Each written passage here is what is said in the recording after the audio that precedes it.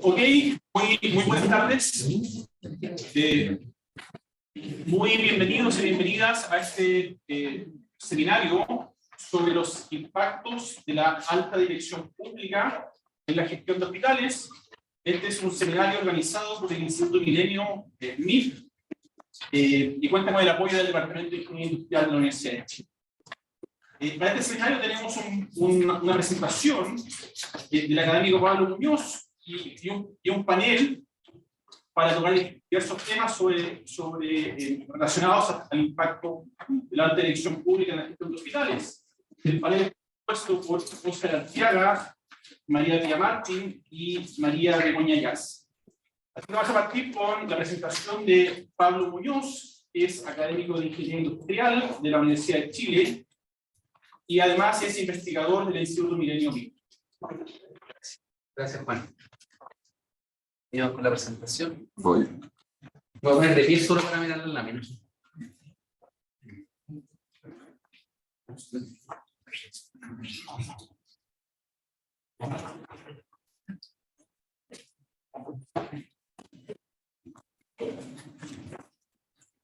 Bueno, entonces ahora voy a partir. Gracias a Juan, gracias a los asistentes. Yo feliz de estar compartiendo un poco los resultados de una investigación que desarrollamos hace no tanto con Cristóbal Otero, Cristóbal es mi coautor. A la investigación le digo más o menos bien en el sentido que ha llamado la atención. Ahora que Cristóbal está en China presentando los resultados de esta misma investigación en 3 o 4 universidades. Cristóbal y yo somos médicos y trabajamos en el área de la salud. Nosotros trabajamos con datos y con estadísticas, así que cualquier comentario, feedback de lo que ustedes piensan puede estar pasando en la práctica. Estos resultados van a ser muy bienvenidos. Se pegó el computador. Sí.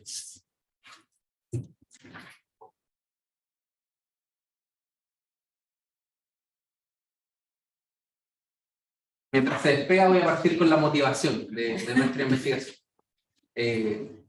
Nuestra investigación termina acercándose a salud un poco porque el contexto era el adecuado para la pregunta que nos interesaba. La pregunta que nos interesaba tenía que ver con la eficacia del gasto de gobierno. El gobierno, el Estado, es un actor relevante en términos de gasto. Estimaciones recientes dan cuenta que algo así como el 30% del GDP global tiene que ver con gasto del Estado.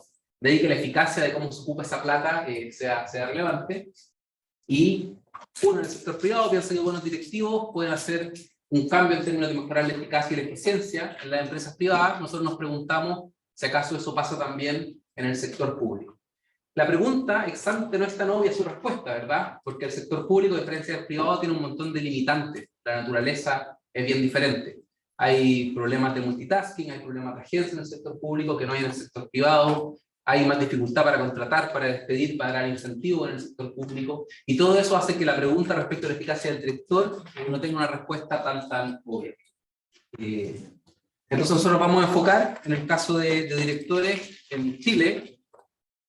Pero yo vuelvo a necesitar mostrarle figuras, así que para esto. Estoy en eso. Sí. Aquí nos van a solucionar el problema técnico. Hola, ¿qué tal?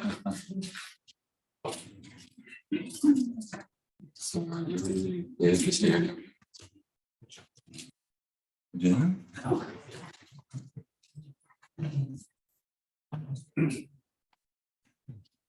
Sector público. Entonces, estás con el escritorio cambiado. Dúplica. Acá está.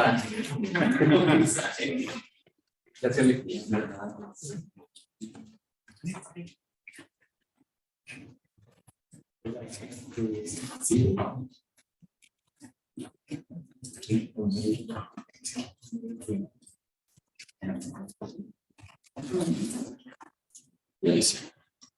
Muchísimas gracias. Entonces, esto es lo que les estaba contando, la relevancia del Estado. La pregunta: ¿acaso los directores del sector público pueden hacer una diferencia? No es obvio por toda esta naturaleza del sector público. Y algo de evidencia, esto ha llamado harto la atención recientemente, un par de reviews de Marian Bertrand y Timothy Beasley, tratando de mirar el rol de los directores en el sector público, en particular mirando también la selección de directores en el sector público. Entonces nosotros en esta investigación vamos a mirar la reforma de la alta dirección pública como un experimento, entre comillas, natural, que modifica la identidad del director de los hospitales en Chile. Esta reforma, ustedes se deben acordar, tiene que ver con un escándalo de corrupción, hubo por ahí por el 2003, y que llevó a la creación del servicio civil. Los servicios civiles en el mundo, la verdad, datan de harto tiempo más, en la tradición anglosajona, en Estados Unidos, está desde 1880 y tanto. El servicio civil, pero en Chile se inaugura a propósito de este escándalo de corrupción, y la ADP hace el proceso de contratación un poco más competitivo y transparente, además de generar algunos incentivos financieros adicionales. Distintas agencias de gobierno, en particular distintos hospitales para el caso de hoy, adoptaron este mecanismo de selección en distintos momentos del tiempo, y eso nos va a servir a nosotros para comparar hospitales que adoptan versus los que no adoptan, los que adoptan temprano versus los que adoptan tarde, etc. Y ver qué pasó con el desempeño de nuestros hospitales. Vamos a mirar hospitales por lo que les decía. En Chile hay buenos datos que vienen del DEIS, del MinSal, de las REM, etcétera, que nos permiten ver performance hospitalaria en términos de tasas de mortalidad, tasas de infección, uso de pabellones, etcétera. Vamos a ocupar toda esa data, más la data de los directivos, y vamos a medir mortalidad hospitalaria como la principal variable de desempeño. Vamos a medir a los directores y los vamos a comparar entre hospitales, mirando la tasa de mortalidad ajustada en cada uno de esos hospitales. Ajustada en términos de la comorbilidad de los pacientes, la edad, el sexo, etcétera. Y creemos que esto es relevante. No voy a hacer clic en las figuras, pero Chile es bien parecido al promedio OCDE en varias dimensiones. El 20% del gasto es gasto en salud, eso es casi lo mismo que el promedio OCDE de gasto en salud. El 75% de las camas son provistas por hospitales públicos. Ese número es bien parecido al promedio OCDE también, que va por ahí, 74, 76. Este es el principal resultado de la investigación. En el eje Y, en el I, tenemos el logaritmo de la tasa de mortalidad hospitalaria ajustada por riesgo, como les comentaba. La tasa de mortalidad es básicamente cuántos pacientes fallecen sobre el número de pacientes admitidos por una ventana de 30 días. Lo tenemos en logaritmo para interpretar los coeficientes en términos porcentuales. En el eje X lo que está son los trimestres relativos al periodo en que se adopta el mecanismo de selección por alta dirección pública. O sea que cero, no sé qué dice. ¿Podemos volver? Sí. El 0 es el momento en el tiempo en que el hospital por primera vez escoge un director ocupando este mecanismo de selección y se queda de ahí en adelante sigue escogiendo a su directivo por alta dirección pública.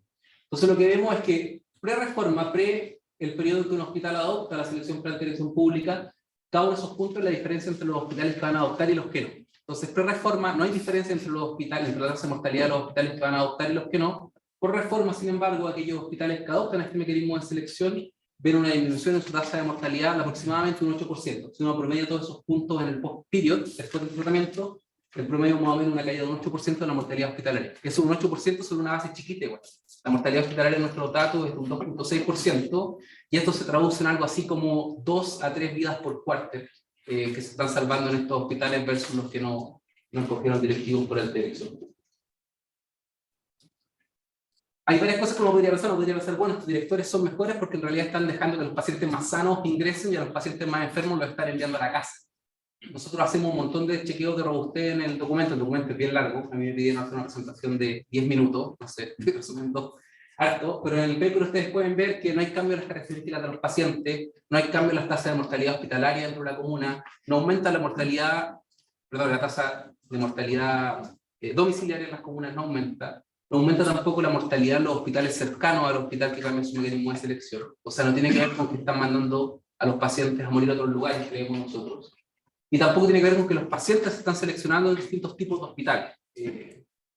En cambio, nosotros lo que encontramos es evidencia sugerente de que hubo mejora en la gestión del hospital. Tenemos evidencia sugestiva de que aumentó la eficiencia en el uso de pabellones. Lo que hacemos es tomar de la REM la tasa de uso de pabellones, horas utilizadas sobre las disponibles, mejora esa tasa. Vemos que disminuye los días de estada de los pacientes marginalmente, caen las tasas de infección, disminuye la lista de espera quirúrgica. Esa evidencia es bien sugerente porque las listas de espera son del 2012 en adelante las que nosotros estamos viendo. Sin embargo, esta reforma pasa el 2004, entonces esa evidencia hay que tomarla ahí con un poco de cuidado. Encontramos también que cae la rotación de personal, en particular son mejores para retener los médicos dentro del hospital.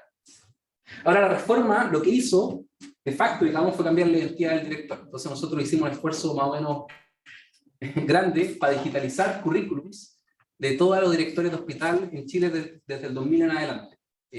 esa información, aunque uno pensaría que es fácil de acceder, no es tan fácil de acceder si no se va al 2001, 2002 a todos los hospitales públicos de Chile. Y lo que hacemos es ver cómo cambian las características de estos directores. Encontramos que en lo que hace la reforma es aumentar el porcentaje de directores que tienen títulos en gestión. Estos son principalmente ingenieros comerciales, ingenieros civiles. Disminuye el número de directores que son médicos. Entonces la reforma desplazó doctores directores.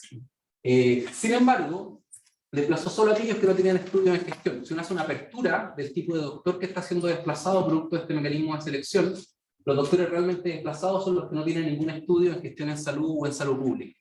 Los doctores con estudios en gestión, de hecho, aumentan por reforma. Es decir, la reforma pareciera que genera este cambio hacia directivos con alguna experiencia en gestión, sean estos médicos o no.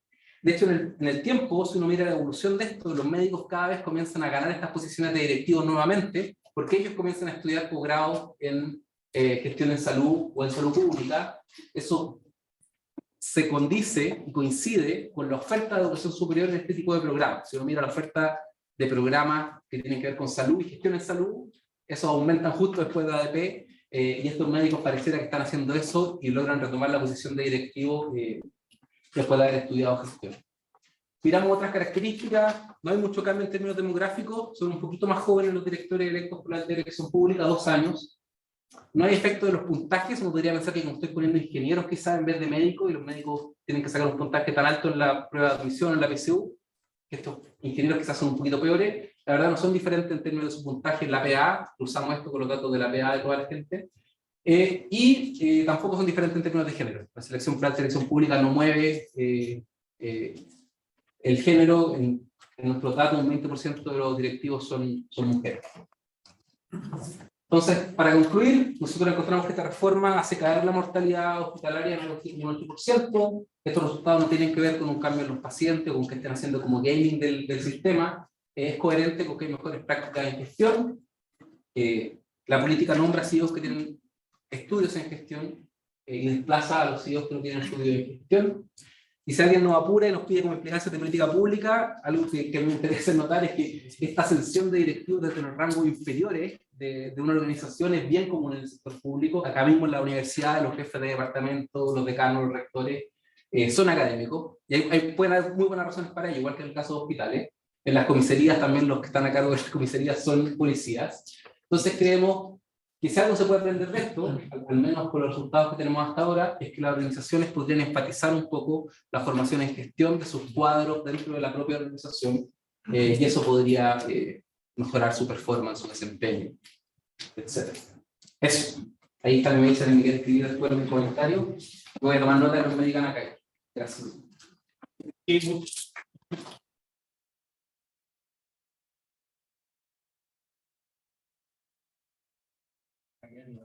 Muchas gracias, Pablo. Ahora tenemos un panel de conversación de media hora y finalmente vamos a cerrar con preguntas de la audiencia, así que vayan preparando sus preguntas y dudas. Entonces, nuestro primer panelista es Óscar Arteaga, que es académico y director de la Escuela de Salud Pública de la Universidad de Chile. Muchas gracias. Bueno, quiero en primer lugar agradecer la invitación a participar de este foro, que me parece de la mayor importancia.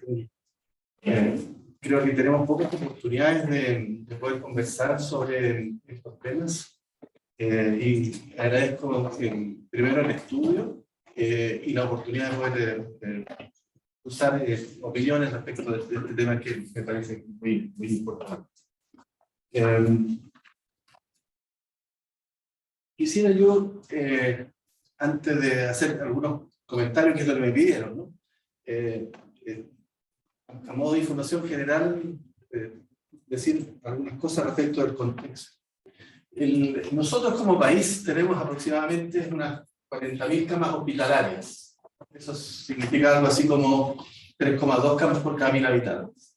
Como, para que ustedes tengan una referencia, en promedio la OCDE tiene 4,9 camas por cada 1.000 habitantes. O sea, tenemos una distancia grandota respecto de aquello.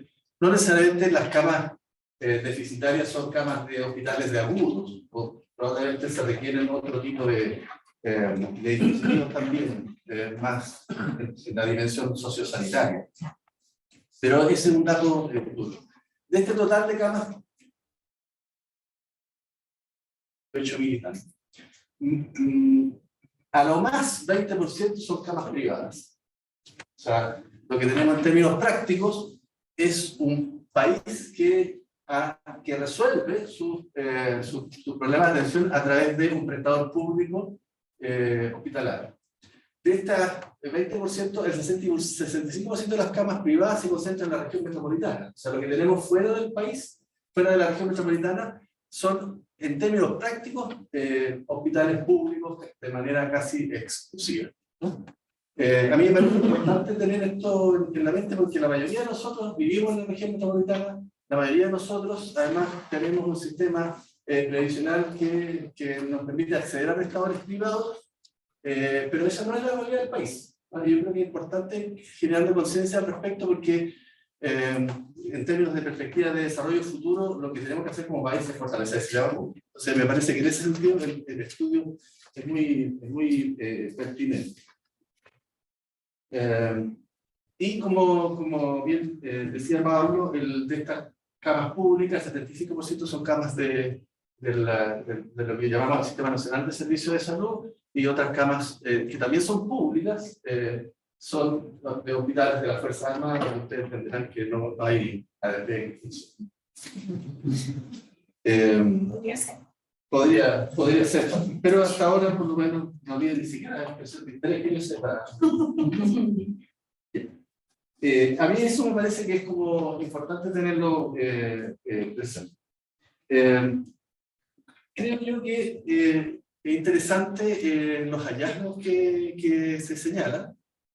Me parece que están en sintonía estos hallazgos con lo que se reporta en la literatura, pero también hay información nacional al respecto.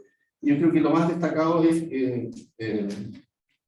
lo que se refiere a mortalidad hospitalaria. Interesante que haya una reducción del 8%.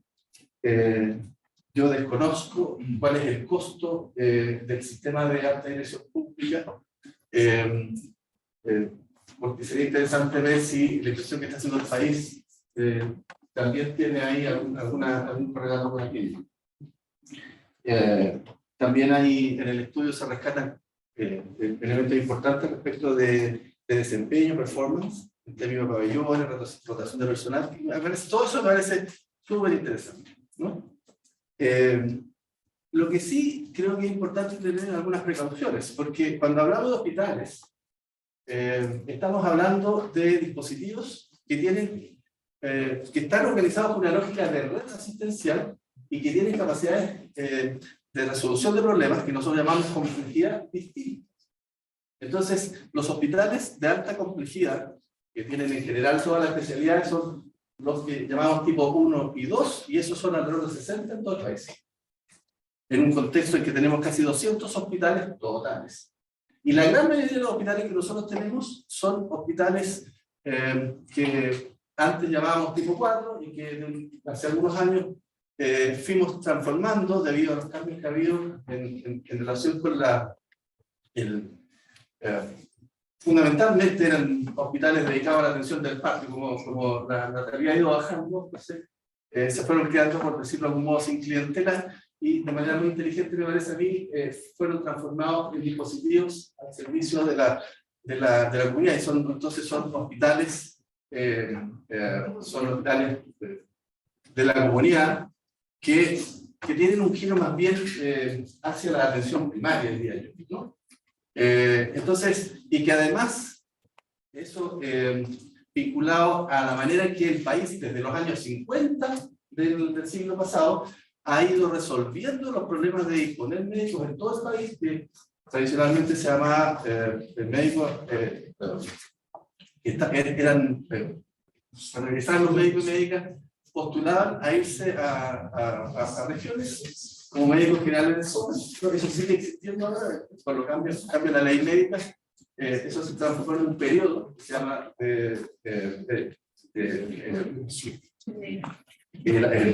especialidad y formación, ¿sí? Los médicos permanecen con un mínimo de 3 años y máximo de 6 años en estos lugares, ¿no? Y después postulan a especialistas, ¿sí? Y así se llenan estos hospitales y eso nos permite tener la cobertura que nosotros tenemos. Entonces ahí no hay alta dirección pública, porque esos son cargos médicos que se llenan a través de ese otro mecanismo. Entonces ahí a mí me parece que hay un punto que es importante en el estudio, porque creo que para comparar algo que sea comparable, deberíamos focalizarlo en los hospitales tipo 1 y 2 solamente, que es donde funciona el sistema, ¿no? Y ver cuál es el comportamiento previo y post reforma. Entonces ahí a mí me parece que hay un punto que es claro. Y otro que, terminando, una cosa anecdótica, cuando yo fui director de servicio en los años 90, de un servicio de salud de la región metropolitana, en ese tiempo eran 26 los servicios territoriales, yo fui nombrado a dedo, y cuando me nombraron, yo era la única persona, tenía bastante menos que ahora, pero era la única persona de los directivos de ese tiempo que tenía formación formal en gestión. Ningún otro directivo de los servicios de salud tenía formación en gestión. Y lo que ha ocurrido es que ha ido aumentando la formación en gestión, ¿sí? Yo mismo soy director de un magíster de administración que hacemos en conjunto en la Escuela de Salud Pública y la Facultad de Economía y Negocios, que se reactivó en el 2018. Había estado funcionando entre el año 85 y el 99, lo suspendimos y después lo retomamos en el año 2018. Y evidentemente que hoy hay mucha más formación en gestión. Pero ustedes entenderán que la formación en gestión, cuando se han preparado para aquello, se concentran en estos hospitales que son los donde funciona el sistema de ADP. No se puede pedir que haya médicos recién egresados con formación formal en gestión, salvo la de pregrado, en los casi 100 hospitales tipo 4 que hoy existen en el país. Entonces yo creo que ahí hay que ir mejorando la información. No quiero decir que el estudio no agrega valor, yo creo que agrega valor, pero hay que ir haciéndole correcciones de manera que efectivamente podamos contar con datos que sean importantes para el proceso de toma de decisión nuestro. Finalmente, creo que otro aspecto que es importante abordar también es que nos puede dar cuenta de aquello, es la alta rotación que hay, no ni de staff, sino en los niveles directivos de los establecimientos. ¿Verdad? Lo que nosotros observamos es que el esfuerzo que hacemos en formar recursos humanos para la gestión de salud se desvanece, ¿no? Se va perdiendo cada vez que hay cambio de gobierno. A mí me parece que eso es absurdo, ¿no? Entonces, los directivos del servicio de salud, los directivos de hospitales, están ocupando cargos técnicos. Y hasta ahora, desde el retorno a la democracia, no hay ningún gobierno, ninguno, incluyendo que se haya resistido a la tentación, ¿no?, de cambiar a los directivos, ¿no? Y bueno, eso significa que en forma regular, con suerte, con cada periodo presidencial, aunque usted lo haya hecho bien o mal, en general le corta la cabeza. Entonces, a mí me parece que eso, por lo menos, no es lo que yo esperaba cuando se llega a este acuerdo político de establecer el sistema de alta dirección pública. Creo que surge en un contexto de, como bien decía Pablo, el contexto, no era el mejor contexto, pero fue una buena solución, creo yo.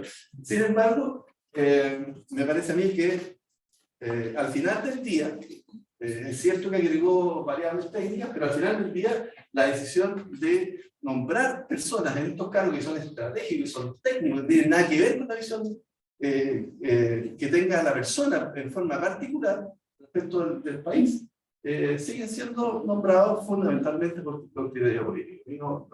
Por lo menos yo no estoy de acuerdo con aquello, y creo que es importante que corrijamos ese déficit que tenemos. No solo desde el punto de vista de, ojo, que este no es solo un problema de las autoridades que piden renuncia y nombran otros que les guste más a través del sistema de elección pública, sino que también esto tiene que ser un compromiso de todos quienes asumen estos cargos, porque también uno encuentra con mucha frecuencia que hay personas que dicen, no, yo no estoy dispuesto a trabajar con este gobierno, ¿no? A mí me parece que eso es un error tan grave como el primero, porque cuando se asume un cargo de este tipo, las personas están asumiendo una función que es del Estado, no tiene que ver con el gobierno de turno. Y bien, haríamos como país separar estas cuestiones, ¿no? Lo que corresponde al gobierno y lo que corresponde al Estado. Y las personas que cumplen funciones como directivos a nivel de hospital o a nivel de servicio de salud son funcionarios del Estado, ¿no? Y tendrán que poner, les guste o no, el gobierno de turno tendrán que poner sus talentos al servicio de las políticas que el gobierno que accede al poder a través del mecanismo democrático quiere llevar a cabo. Muchas gracias, Óscar. Tenemos ahora la discusión de María Villamartín, que es académica de Ingeniería Industrial de la Universidad de Chile y consejera del Servicio Civil.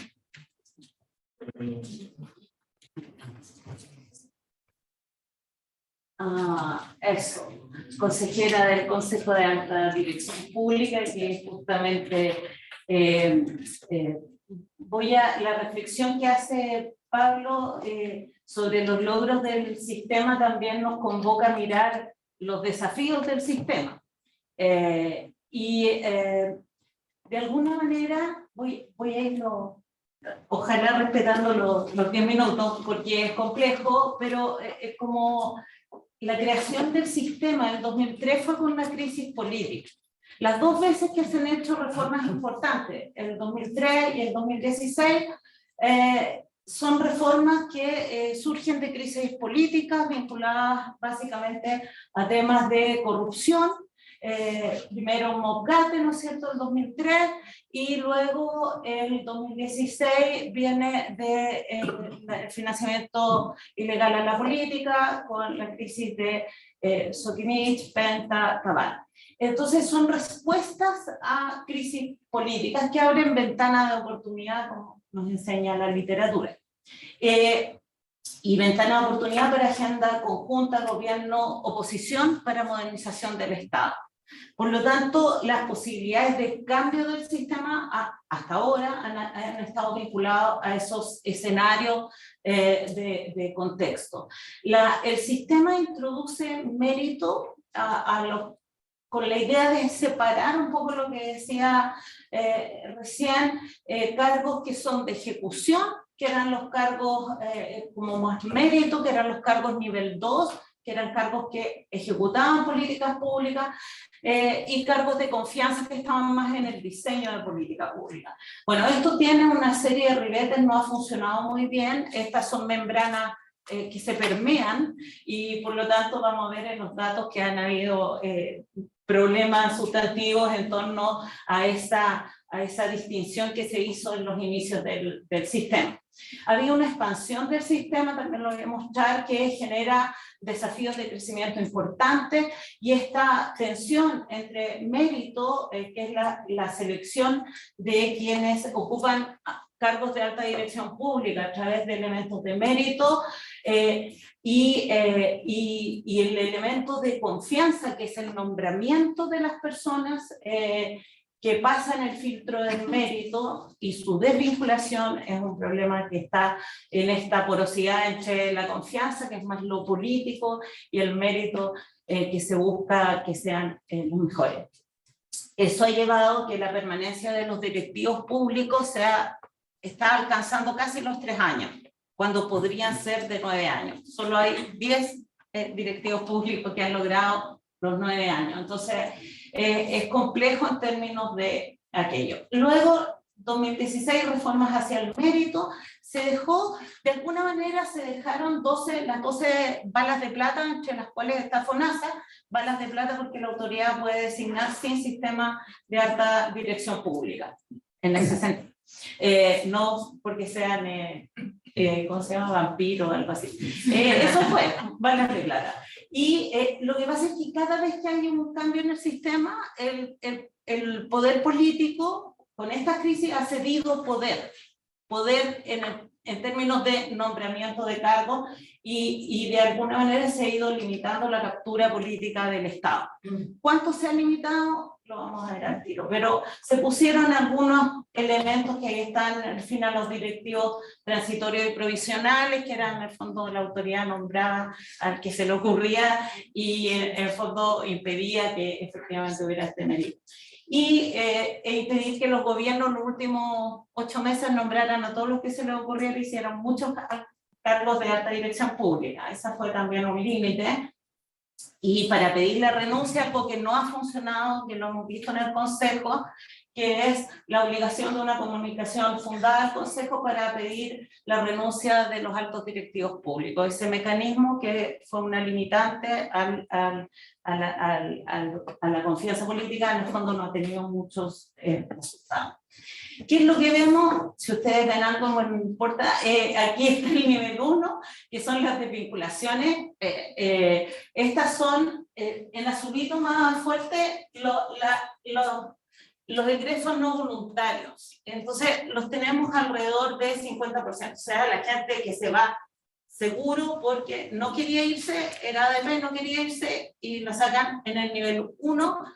Y en el nivel 2, que es lo más, los cargos más de ejecución, por así decirlo, más de segundo nivel en la administración pública, aquí uno ve que claramente han ido del 2014, que eran 32,4, ha ido bajando a 16 y por ahí 20, el 2022. O sea, en el nivel 2 ha habido menos desvinculaciones de renuncias no voluntarias, pero aún estamos en cifras muy altas, porque si uno mira el conjunto de los ingresos, voluntarios, no voluntarios, voluntarios, no renovación, alcanzamos cifras de 60%, 50%, en fin, esas son cifras súper altas.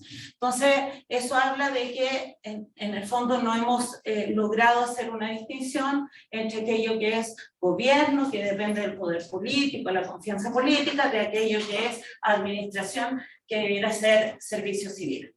Estamos cumpliendo 20 años en el servicio, así es que también estamos revisando toda esta lógica.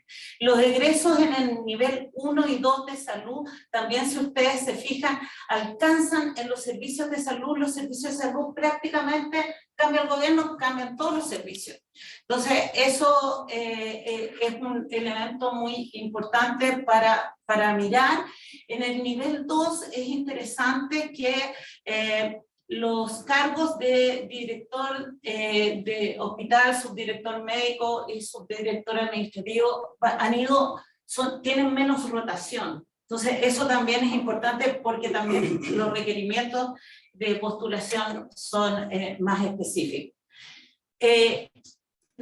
Como sistema de alta dirección pública tenemos un crecimiento exponencial. Partimos en 682 cargos y estamos alrededor de 5.000. Entonces, la curva es impresionante y más o menos en términos organizacionales, institucionales, estamos más o menos como estábamos en el 2004. O sea, no ha habido mucho cambio en términos de estructura de soporte para la cantidad enorme de cargos. La mayor cantidad de cargos en azulito es educación. Se incorporaron, ¿no es cierto?, los cargos de directores de establecimientos educacionales y los directores de educación municipal, y eso incrementó increíblemente el sistema. Entonces, un sistema que ha ido creciendo y ha ido creciendo también con cargos que en la medida que se van incorporando nuevas o creando nuevos servicios, instituciones, incorporan ADP, lo cual es súper bueno para el sistema porque muestra que hay en el fondo un depósito de confianza en el sistema, aun cuando tengamos esta porosidad con el sistema político. El tema del filtro, es decir, que se postulen personas que tengan los requisitos, eso es un tremendo logro. En América Latina, el sistema chileno es un sistema ejemplar. Uno en el país de los ciegos del Tortoplay, pero es muy exitoso, porque hay que pensar que antes del 2003 los cargos eran nombrados a dedo sin ningún requisito. Ahora, efectivamente, tenemos requisitos. Hay una imbricación con el sistema político, tenemos que trabajar esta institución, gobierno, administración, pero hay un requisito previo de entrada, y eso es un tremendo logro. En la alta dirección, específicamente en la alta dirección pública de salud, el Instituto de Salud Pública, la CENAVAS, la Superintendencia de Salud, FONASA, la Subsecretaría de Redes Asistenciales, los Centros de Referencia de Salud y los 29 servicios de salud están en el sistema de alta dirección pública, tanto en cargos nivel 1 como nivel 2. Y esta cifra es bien importante. Los cargos casi un 27% de los cargos de alta dirección pública son de salud. Es una parte importante del sistema. Tenemos un problema aquí voy a nombrar dos temas, uno que mencionó Pablo, ¿no es cierto? La posibilidad de que también personas que tuvieran conocimiento de gestión de salud accedieran sin ser necesariamente médicos a cargos de salud, particularmente hospitales. Pero aquí tenemos un problema de alta rotación en salud pública de profesionales. Tenemos casi entre 43 y 45% de profesionales para el 80% de la población, un poco Pablo lo decía recién. Tenemos alta rotación de profesionales en los servicios públicos de salud y baja atracción. Algo se logró con la reforma del 2016 en términos del financiamiento, del presupuesto, pero tenemos pocas postulaciones. Tenemos en la reforma del 2016 se permitió hacer gestión de candidatos cuando no hay suficientes postulantes en el sistema, pero es un sistema que todavía tenemos serios problemas con la atracción de buenos y buenas candidatos a los servicios de salud y al conjunto de cargos del sistema. Y eso porque en parte lo explican temas salariales, pero también lo explica el tema de la gobernabilidad en los servicios de salud. Los servicios de salud son súper complejos, hay gremios muy fuertes, muy preponderantes, hay una exposición mediática muy fuerte de los directivos del ámbito de la salud, y eso también es un riesgo para el prestigio o para las posibilidades también de quienes ejercen cargos de alta dirección pública en servicio de salud.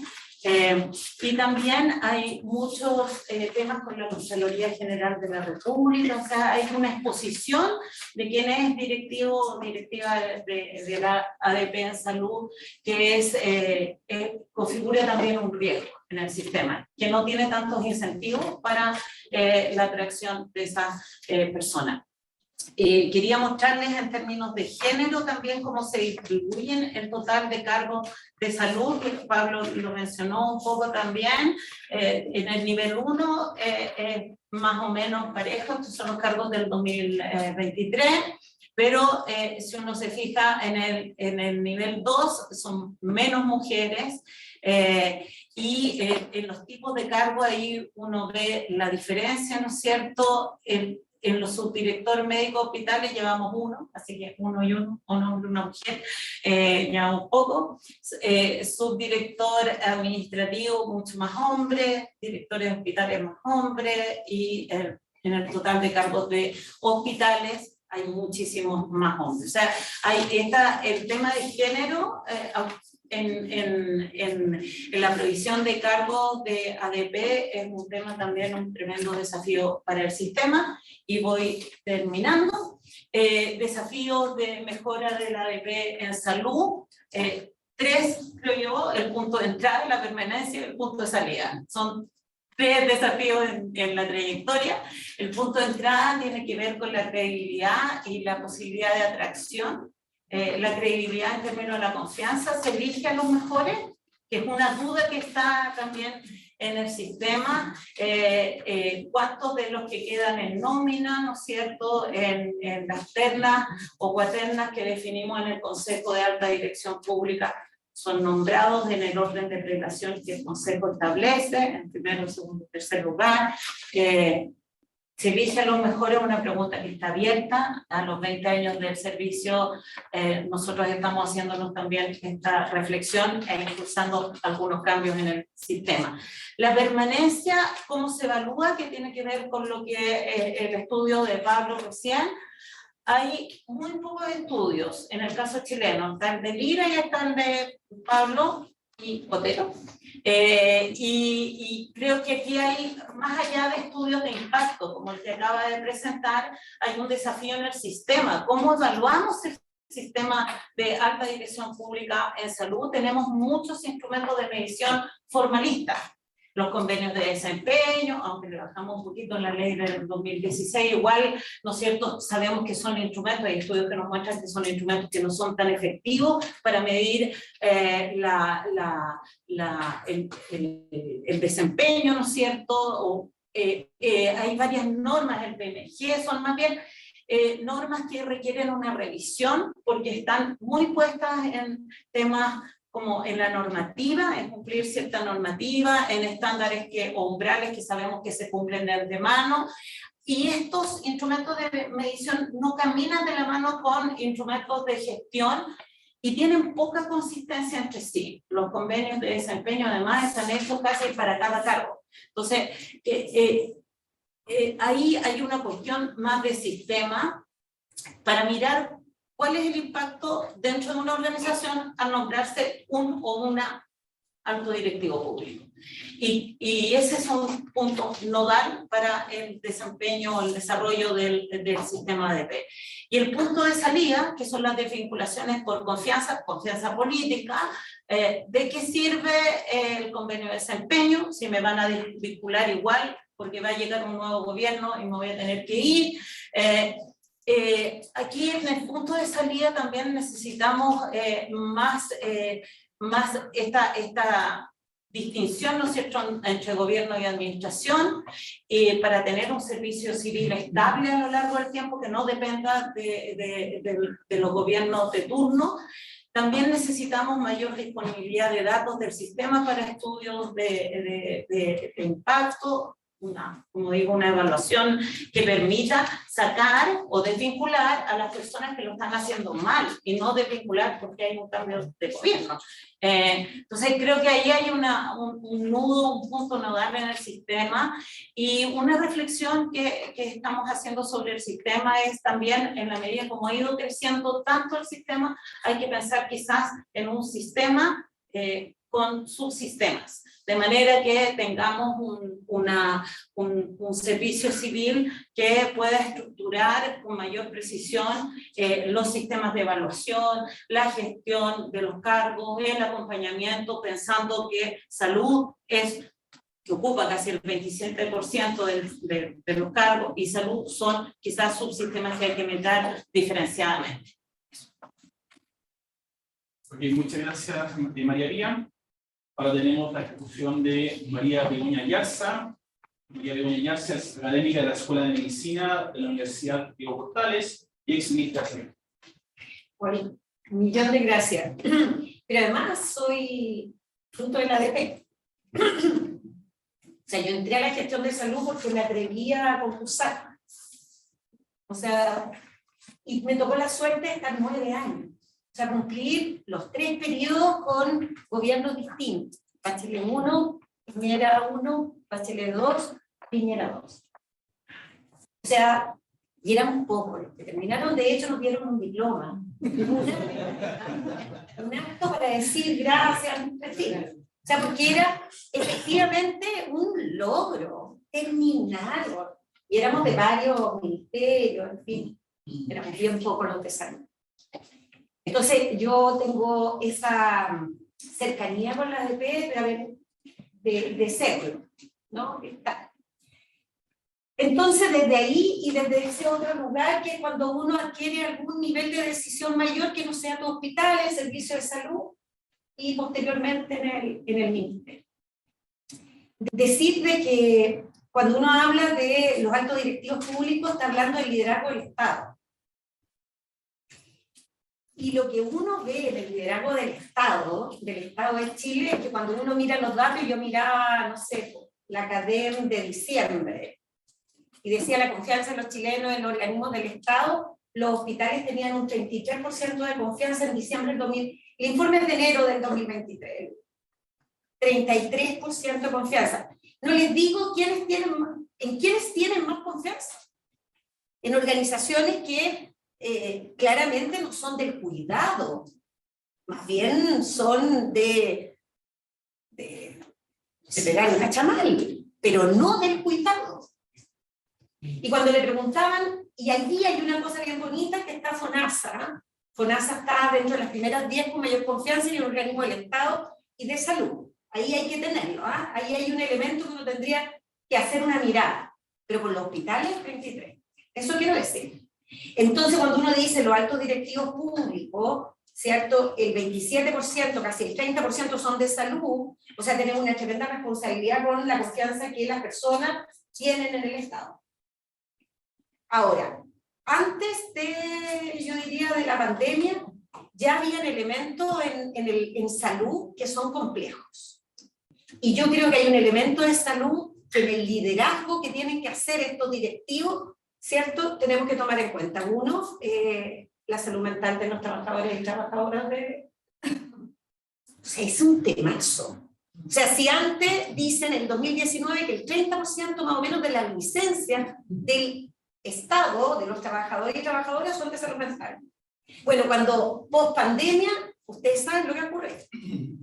El número de días que tienen los trabajadores de la salud con licencias médicas y la gran mayoría por salud mental es del orden del número de días, licencias tipo 1, 35, 37 días en promedio.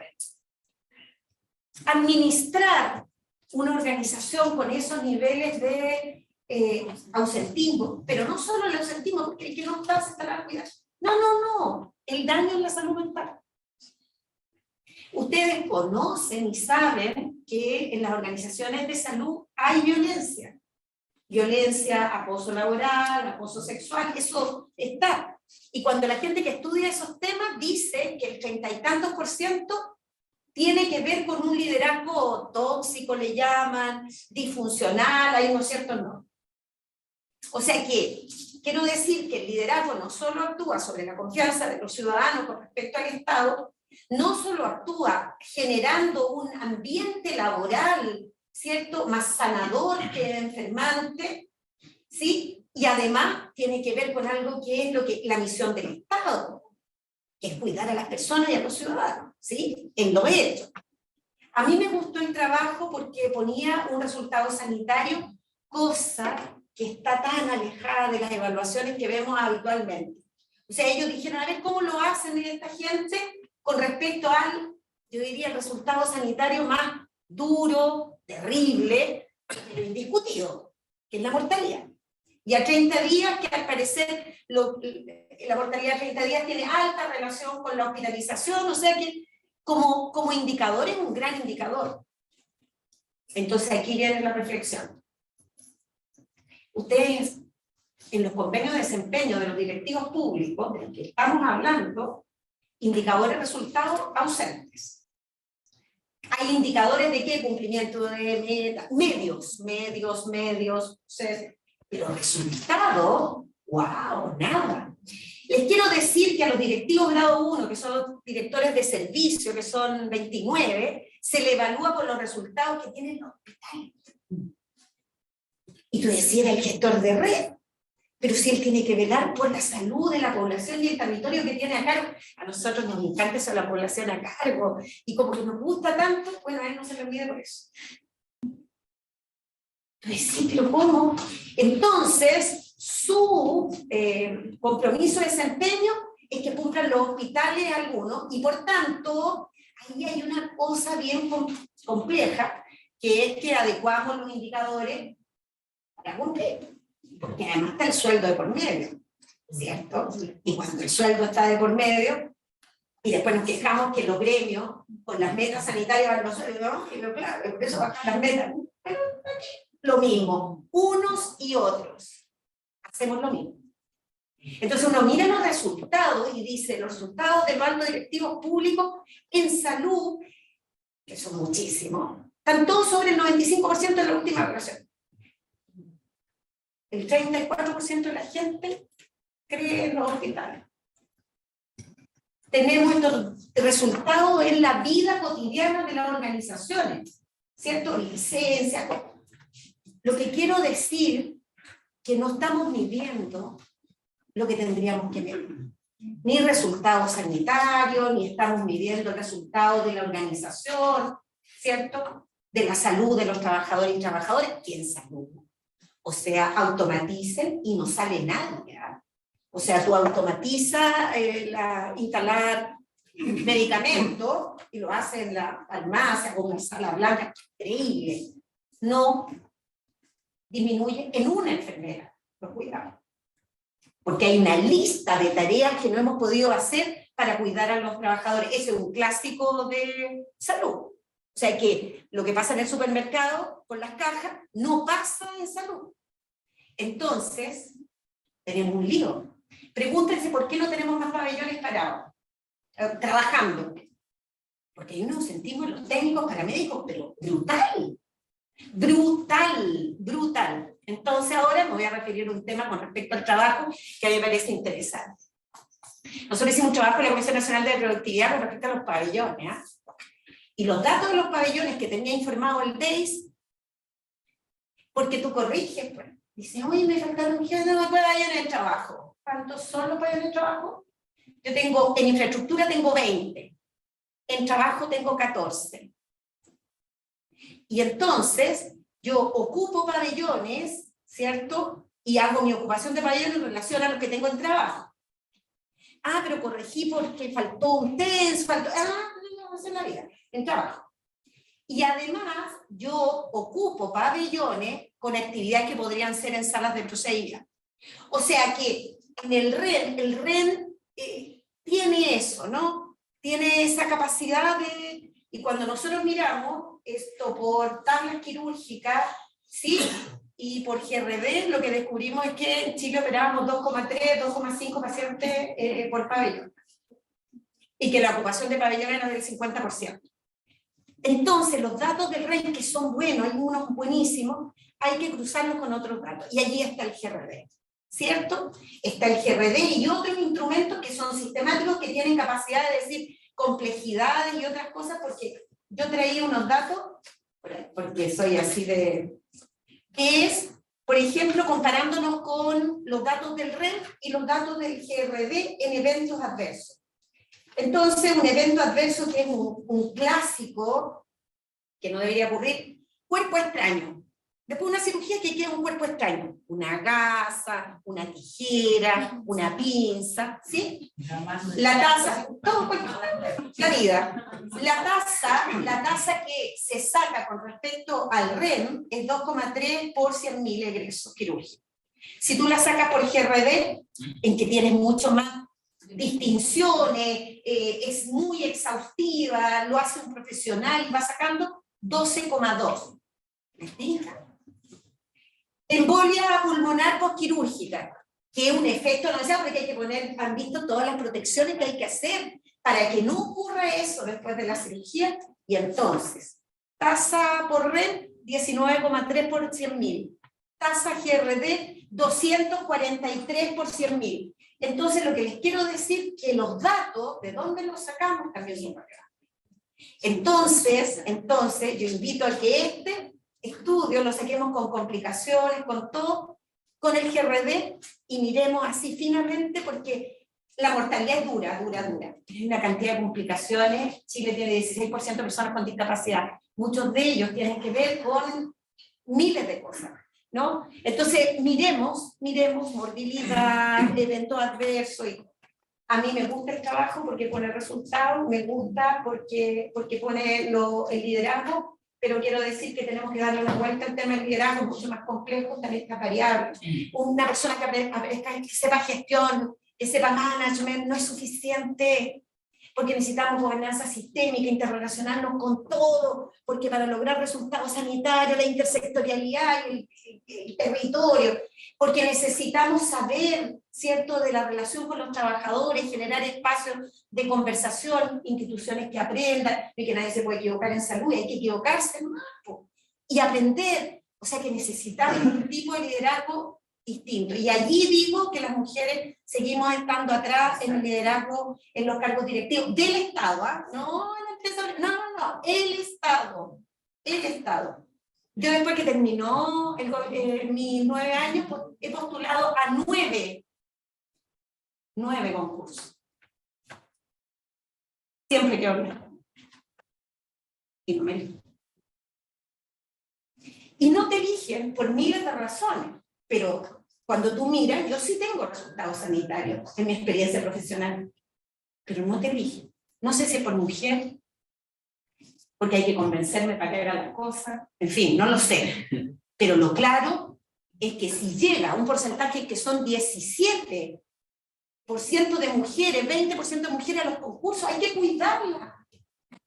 ¿Cómo hacemos? O sea, eso de las mujeres es una deuda total. En los convenios de desempeño no hay resultados y tampoco hay indicadores de calidad. Ni uno. Calidad de la atención, seguridad del paciente no está. Mal. Los subdirectores médicos, cuando creen que es porque es la plata. Nosotros hicimos un trabajo, dignidad, trabajo médico en el departamento del Colegio Médico, el Departamento Nacional de Trabajo Médico, y le fuimos a preguntar a los médicos de todo Chile. Lo publicamos ahora en la revista médica de Chile para que lo lean, está bien bueno. Y allí le preguntamos a la gente, y hay un grupazo de médicos jóvenes, mujeres, que la plata no es lo más importante, es el camino profesional. Allí hay un grupazo de gente que sí quiere estar en el sistema. Pero ¿sabes lo que le da susto? Esto de que eres desechable, ¿cierto? Que cualquier cosa que no está puesto en interés de resultados sanitarios, sino que está esta metita que es. Lo que quiero decirles es que hay un grupo de profesionales que estaría dispuesto, pero el sistema tiene que asegurar. Entonces, yo diría que los desafíos, y puse una lista para que no se me olvidara, puse deuda de género, compromiso de desempeño con estas características, incorporar resultados de calidad, el tema de gobierno clínico, no tenemos subdirectores médicos ni subdirectores de gestión asistencial, casi no hay elegidos, son todas deudas. Y ese es el gobierno clínico, el gobierno, el giro del negocio. No tenemos gente de ADP. O sea, eso es grave. Entonces yo invito a que unas luquitas hagan un trabajo de investigación para saber cuáles son las variables. Esto tiene más complejidad, no puede ser lo de la luquita y nada más. APS, los departamentos de salud. Los departamentos de salud de APS, ¿cuándo van a incorporarse? Ustedes saben cómo se elige, saben. Muchos no se eligen por concurso, ni mucho menos. Ahí hay una deuda, APS, ese es el centro de toda esta cosa. Eso, y disponible para feliz, que publiquemos algo con GRD y estaría buenísimo. Eso, muchas gracias. Muchas gracias.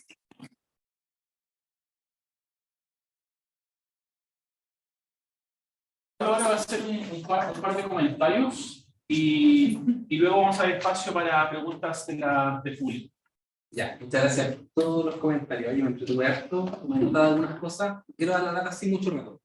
Lo primero respecto a que decía Oscar, que claro, nosotros no tenemos algo así como un grupo de control perfecto, ¿verdad? Estamos comparando implícitamente hospitales de alta complejidad que adoptan primero con otros que adoptan después, que en principio podrían ser diferentes.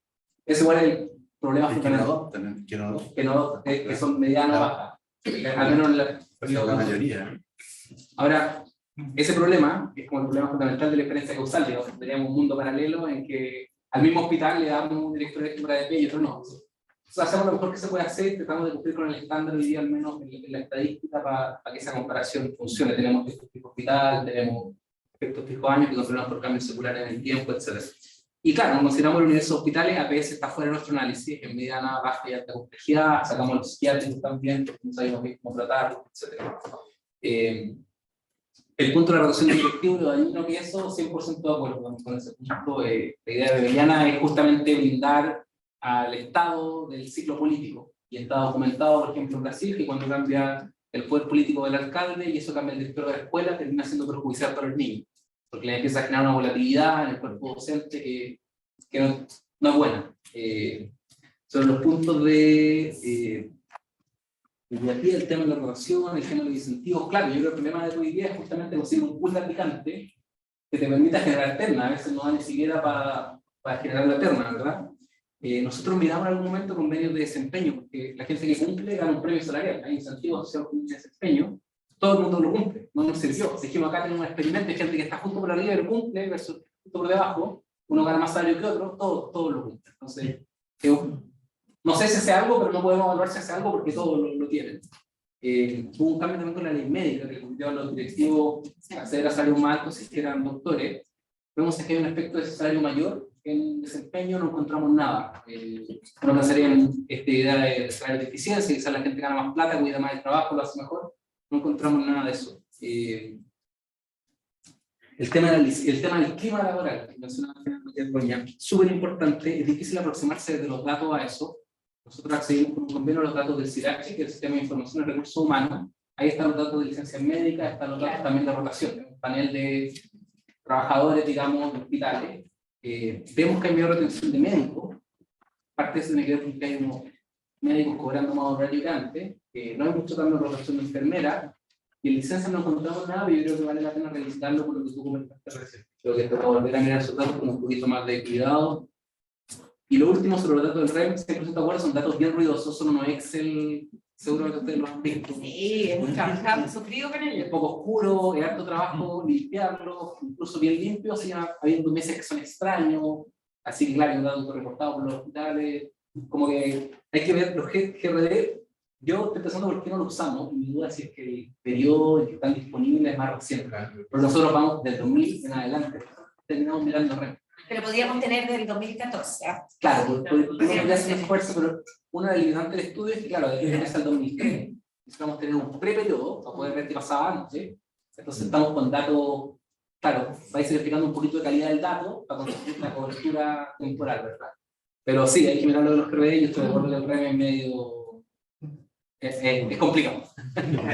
Complicado. Muchas gracias, Pablo. Tenemos espacio para un par de preguntas del público. Ya estas preguntas. ¿Tu nombre? Persona 3, creo que fue la primera mano que vi. No, no la levanté primero, pero ¿No? yo creo que me corresponde dado a la justicia de género que así que voy a mira, la verdad es que nosotros lo miramos, nosotros somos trabajadores, somos además de un sindicato y de una federación de profesionales. Entonces, igual esta interpelación, ¿no es cierto?, que se hace que casi sean los primeros culpables del desempeño de los directivos, yo creo que está muy lejos de la realidad. Y tenemos ejemplos ahí de que efectivamente existen directivos que en su desempeño, ¿no es cierto?, son capaces también de crear una alianza más estratégica con los trabajadores. Yo creo que eso es un punto súper importante y cómo nosotros podemos desarrollar mucho mejor también la salud pública del país. Nosotros estamos por fortalecer la salud pública y yo entiendo que los directivos que llegan también, ese es su objetivo principal.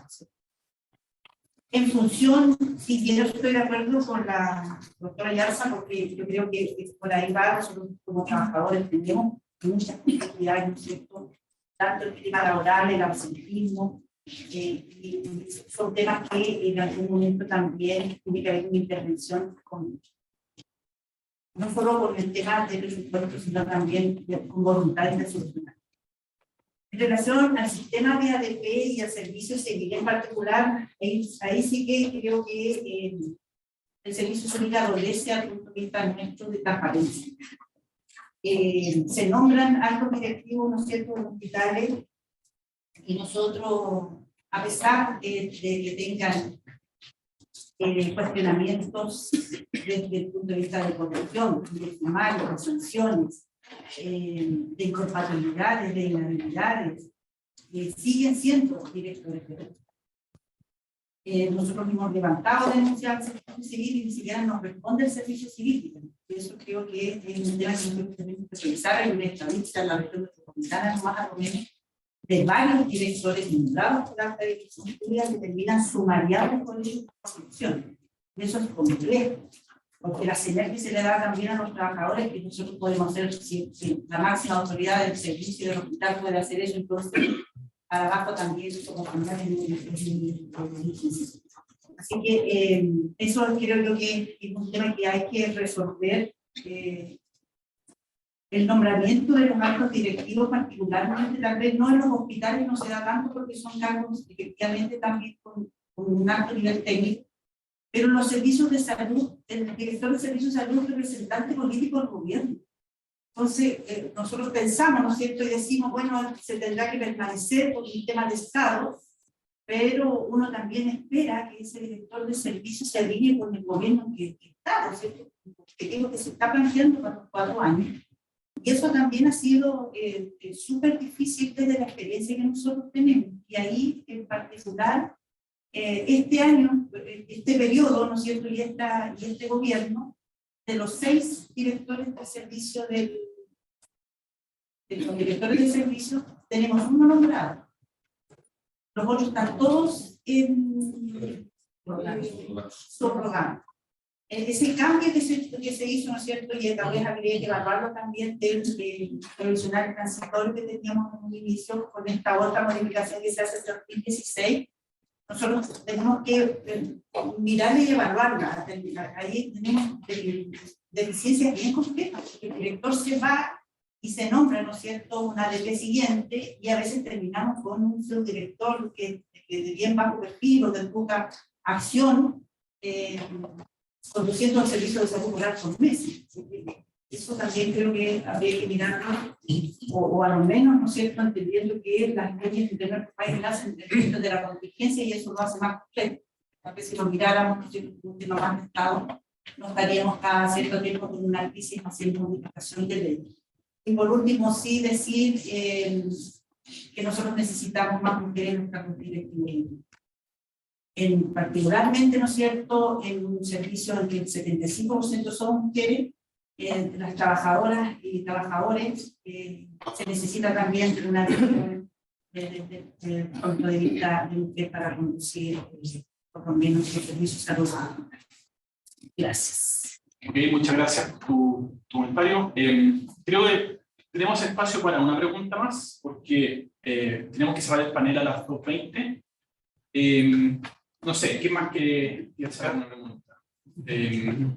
A ver, ya voy a decir tu nombre y tu pregunta. Hugo Ramírez.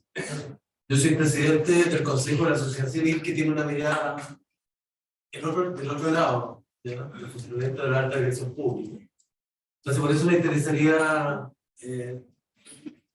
no hacer una crítica, sino que más bien que sea mirada como una colaboración, ¿ya? A mí me ha tocado estar con directivos de los 3 gobiernos, en términos de Bachelet 2, Villena 1, 2 y otro, ¿ya? Y he visto una característica similar en todos los directivos. Hay carencia de competencias, ¿ya? Begoña, perdón,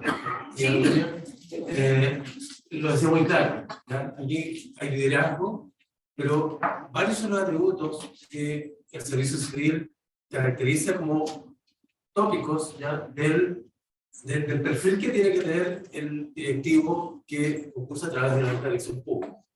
Yo en muchos de ellos he visto que no tienen dominios respecto de temas de gestión pública moderna. No saben de gestión de redes, no saben de gestión por resultados, que es un poco lo que decía María Begoña, ¿ya? No hay conocimientos ni desarrollo de competencias en materia de gestión por competencias dentro de la misma institución. Entonces, a lo mejor en el estudio que hace el doctor Muñoz, yo no sé si se puede agregar esa variable de cómo hacer una medición de la medición del desarrollo de competencias que alcanzan los que postulan y quedan finalmente en la alta dirección. Agradecer una vez más la invitación, doctor Muñoz, a la academia y a quienes han hecho la exposición. Ok, muchas gracias. No sé si alguien miembro del panel quiere recoger alguna de las 2 comentarios que se hicieron. Yo voy a hacer uno que respecto de los nombramientos y la renuncia, nosotros en el Consejo de Alta Dirección Pública tenemos, cuando van los postulantes, nos llegan los postulantes, ¿no es cierto? Tenemos los datos de la Contraloría General de la República y los datos también de googleos. A veces los conflictos no son conflictos que tengan, digamos, alguna sanción. No obstante, por los criterios de no discriminación, En el Consejo, ese es un dato que consideramos, pero no puede ser una limitante para la opción.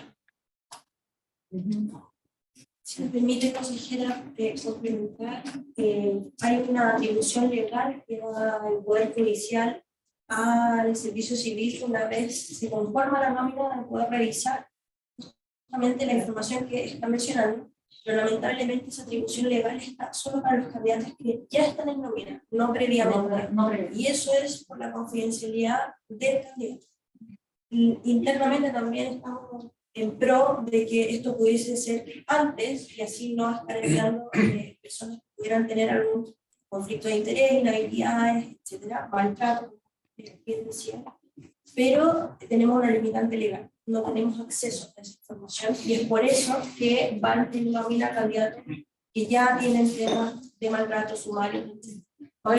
Segundo, es que de los nombramientos actuales de primer nivel jerárquico, el 50% de los primeros niveles jerárquicos, vale decir, directores de servicios de salud, son mujeres de esta administración. Solo comentarles eso porque se ha hecho un avance y un trabajo en ese sentido y hemos ido mejorando. Bueno, el tema de género también tiene que ver con este factor de no discriminación. En el fondo, los nuevos servicios que se han ido creando, algunos, por ejemplo, establecen criterios de paridad, pero para atrás, para lo que ya hay, no. Entonces ahí también nos encontramos en el propio Consejo con una limitante de la normativa, con otra limitante respecto de, por ejemplo, ser explícito respecto, por ejemplo, de que pudiese haber paridad en las normas. Entonces, quería referirme a ese punto en específico. Yo una cosita corta que capaz que el Oscar se va a reír, pero hemos estado como 2 veces armando una escuela de gobierno para salud. ¿Sí, Oscar? Sí, era para eso que lo hice. Pero lo que quiero decir es que hay cierta particularidad en la gestión de salud, ¿sí? Que no es suficiente con el magíster, que no es suficiente con el management, ¿no? Hay condiciones, sobre todo en aquellas instituciones que fiscalizan. Fíjate que la Servicio de Impuestos Internos tiene una escuela, porque fiscalizar, allí hay un camino que recorrer.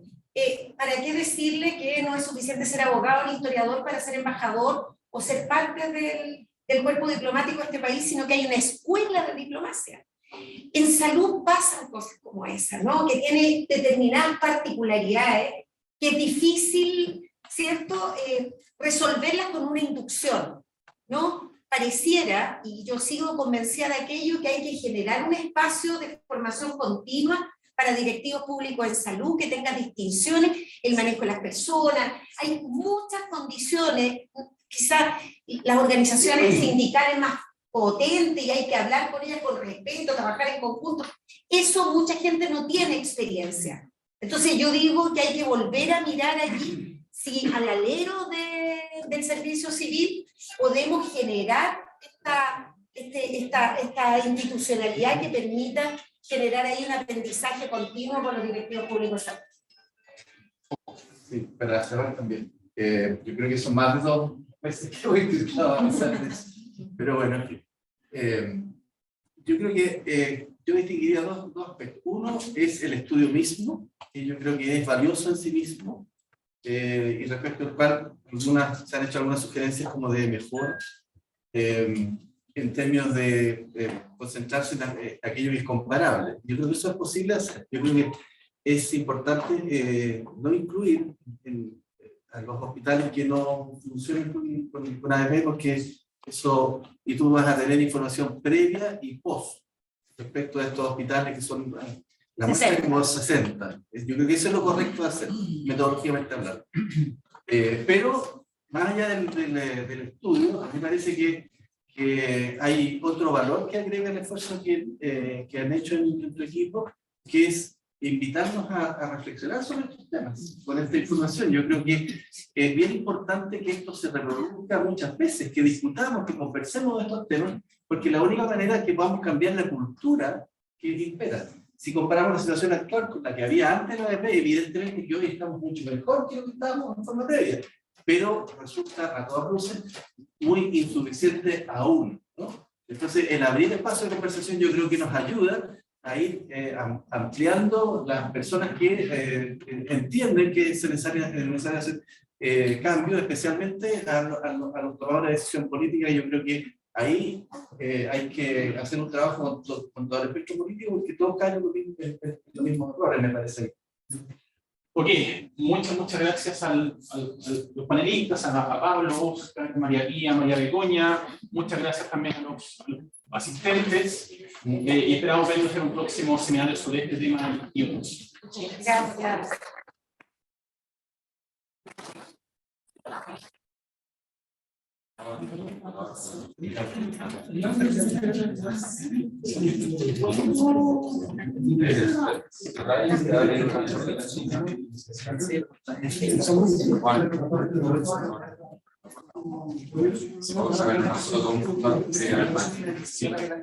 Gracias por la presentación. ¿Querés aceptar el estudio y el